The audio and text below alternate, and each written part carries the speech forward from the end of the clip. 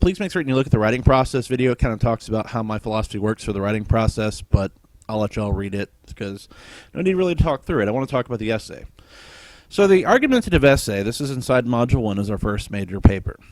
It reads, a passion ignites inside your very core, a flame of desire to not only speak, but a desire to be truly heard builds inside you. Have you ever experienced such a moment? Have you ever felt the need to add your voice to the conversation? If so, I have just the assignment for you. Select an area of controversy, debate, an area you find interesting, and draft a paper offering 3 different points of discussion. 2 points dedicated to your perspective, your side, your argument, and 1 point dedicated to acknowledging and praising the opponent's best arguments while also proving why they are incorrect. Your paper will be no fewer than 4 pages in length. It may or may not include secondary sources. You need to email me if you're going to use research. I'd prefer this to be from first-hand accounts, from stuff that you've picked up over time, that you've learned, that you've focused on as you've learned about the debate, as opposed to doing a research paper at this juncture in our course. But if you choose to, let me know. And it must follow the conventions of formal writing. So first things first, let me talk you through, and I will later this evening send out a document with MLA formatting information on it. But MLA formatting, essentially, I'm going to walk through it in the video. Let me pull open my Microsoft Word. This is an older version of Word, but it works the same for everybody. Page layout, you want to make certain that the margins are set to 1 inch. It defaults to that these days. Our font, we're going to scroll down a bit. I guess I could have just typed it in and it'd probably been faster. But go down to the T's. We use Times New Roman. We're going to use 12 point. We're going to double space our essay, so it's not that bad. And then we're going to go back to page layout. You see right here where it says 10 point, you got to turn that to 0, because if you don't, it'll basically add, look like triple spacing. All right, from this point, we would type our standard heading, which would be your name, course, instructor, which, let me go back, just do it that way, date, then you'll center, and you'll type your title. Please do not use bold or italics or anything else unique like that unless, of course, you're involving the title of a published work. For your personal titles, it's just regular font. Then go down a line, left justify, and then when we actually type, we hit the tab key to indent 0.5 inches, and then we start typing. Page numbers are something that we need to include as well, even though we're going to be doing this electronically submitted. I do want to make certain you're following all the conventions so that when you take a traditional course, you're in a good spot. I'm on this insert tab still present there. I've done a page break just so I can show you how to do this. Under insert, you're going to go to page number, top of the page, plain number 3. Now, at this point, you can type your last name in. I'm just typing my last name, but you'll type your last name, highlight all the text, and go ahead and change it to 12 point Times New Roman, just so it's all even. And then we're going to go back to this design tab. You see here where it says different first page. If I scroll up right now, I've got a heading, a page number on my first page. I don't need that because I've got the heading. So I'm going to click this little button, and now we get page number and last name on page 2 and everything else, not on page 1. Once you're done that, you can close it, and that's MLA formatting in a nutshell. Again, I'll set up a document and all that's got kind of everything where it needs to go, and I will attach that to my TCCD later this evening so that y'all can just open the document if you want to and work on it. Otherwise, that's pretty much how you set up an MLA formatted document. Now let's look back at this prompt itself. First and foremost, this prompt is all about personal position, personal thought, personal area of focus. So the area of debates, anything that you think is controversial, anything that you think is worth talking about or arguing about or discussing. Could be education, could be women's rights, could be reproduction rights, could be religion. Be careful with that one. If you bring in religion, be willing to acknowledge that at that moment religion then becomes a debatable topic on all areas where all aspects of religion can be questioned, and you have to be open to the fact of, as this assignment says, looking at what the opposition says. But you can do it.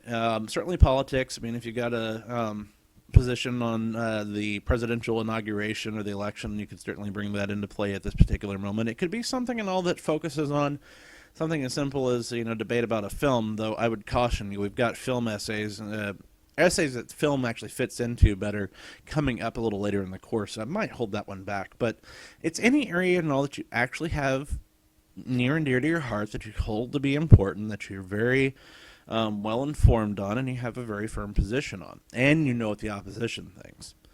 The reason we're writing 2 paragraphs where we support it and 1 paragraph where we're looking at the opposition is that good argument requires us to A, maintain and state our position, our perspective, what we believe, and then B, we need to be able to acknowledge the opponents. And we do that simply by being humble. We're respectful when we mention what their position is. We acknowledge the merits of what it is they say, and then we politely argue why we disagree, why we feel their perspective is wrong. It's best to go after their strongest argument if you feel you can refute it without getting too emotional, because then essentially you're taking away their strongest weapon against you. But I digress. The fact is that it's got these 3 components to it. To reach 4 pages, obviously you'll have an intro, you'll have a concluding paragraph, and then as far as bodies, you actually may find yourself having a few more bodies than you actually would think, because you have 2 different points that you're actually in favor of, and a third one, all that's the opposition side. Keep in mind, technically you could have 2 or 3 paragraphs in all per each of your major points. Let's take, for instance, let's take gun rights. So I decided I wanted to write a paper about gun rights, and I wanted to talk about, maybe I want to talk about protection, in favor of it, protection. Maybe I want to talk about sporting, and then my opposition point would be, it kills people. They kill people, school shootings or something like that. Well, in the defense or the fact and all that's able to be used for protection, I probably could look at aspects of self-defense. I could look at, used to prevent robberies, murder, rape, and all other different areas where having a gun might be able to help me defend myself and be able to make myself safer. Those are 3 paragraphs that could each be underneath the subheading of protection. That would give you quite a bit of a conversation that could be had just about that point. And then you'd move on to the next point. And you could have 2 or 3 paragraphs worth of discussion. And then the same thing with the point you're refuting. The refuted point, in all honesty, it just really depends on how you want to go on it. But your argument points, again, think carefully about it. If the point really could be broken down into having its own paragraph, then do it. And you connect them together through your topic sentences. It's what allows them to flow together, allows them to flow from one to the next and be all part of that one major topic. They're basically little baby subtopics within that conversation. Now, as far as everything is concerned with the rubric, I provide a rubric. It's the grading component that's right here. It tells you exactly how I'm going to evaluate. You have to meet the length. I'm looking for you to actually get on the 4th page. If you don't fill the 4th page to completion, that's fine. My evaluative comments will help you be able to go back and revise and make it stronger. Peer revision is completed with our class. The only people that can peer revise are your colleagues. You'll be posting to a discussion board thread coming up very soon, and that thread will be where you'll get some feedback from your peers. They will offer you some suggestions for tweaking and modifying direct paragraphs, sentences, things of that nature, so that you can make your essay stronger. And then, of course, you have to submit the paper. My evaluation, I have it broken across several areas. Let me start at the bottom. Grammar. I think grammar is important, but I honestly think it's one of the last things you worry about fixing. I'm all about content. What does the essay tell me? What information does it provide? So it's got 20 points for grammar. It says allow 3 types of errors. So if you have 20 comma splices and that's the only thing that you have going on in your essay, well, then I'm not taking any points. But if you have comma splices, run-on sentences, and sentence fragments, well, then that's a couple of different areas of rules that you don't really know completely or thoroughly, and so we may actually go back and take those points and tweak them a little bit. The other points, though, really just dive into the actual heart of the essay itself. We have 25 points for the intro and conclusion, 25 points for the response to the counter-argument, and then 30 points for your argument in and of itself. Now, if you do not get a score that you like on this essay, you'll be allowed to actually revise it again, tweak it, modify it, resubmit it, until you get to the grade you want.